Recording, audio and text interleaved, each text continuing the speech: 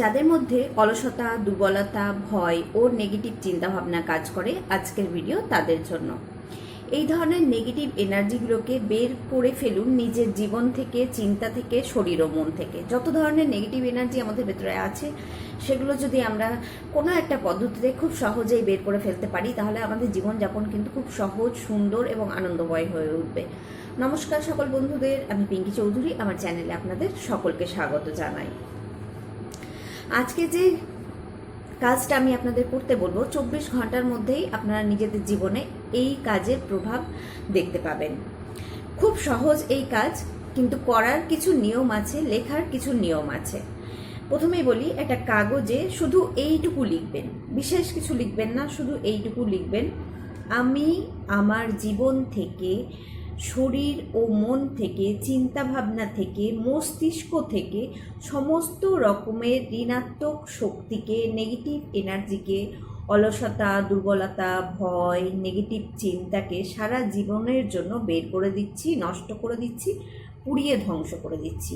বন্ধুরা, আপনাকে এই কথাটাই লিখতে হবে, এইভাবেই লিখতে হবে একটা সাদা কাগজের মধ্যে।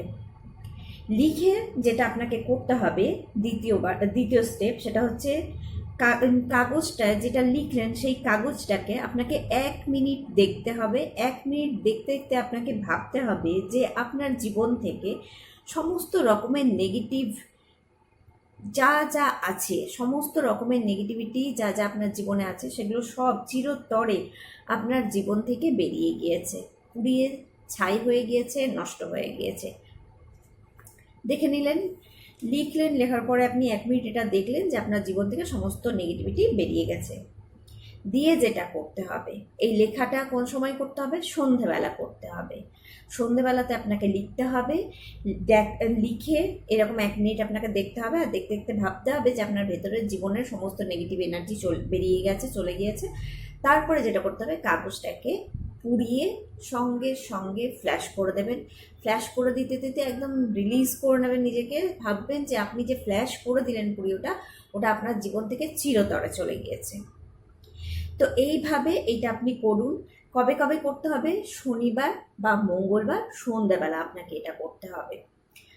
যখনই আমরা আমাদের জীবন থেকে কোনো রকম নেগেটিভিটি বের করছি, তখনই সেই খালি জায়গাটাকে খালি না রেখে সঙ্গে সঙ্গে প্রাণ ঊর্জা দিয়ে হিলিং করে ভরে নিতে হয়, যার ফলে সেই জায়গাটা আবার পজিটিভ এনার্জিতে ভরে যায়।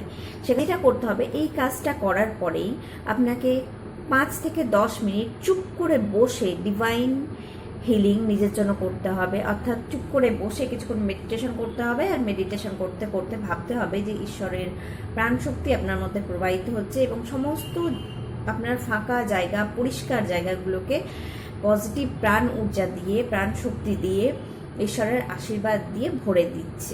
ঈশ্বর নিজের আশীর্বাদ দিয়ে ভরে দিচ্ছেন। এইভাবে আমার ভিডিও দ্বারা যদি আপনারা উপকৃত হয়ে থাকেন, তো অবশ্যই আমার সঙ্গে থাকুন। লাইক, শেয়ার, কমেন্ট অবশ্যই করবেন। যদি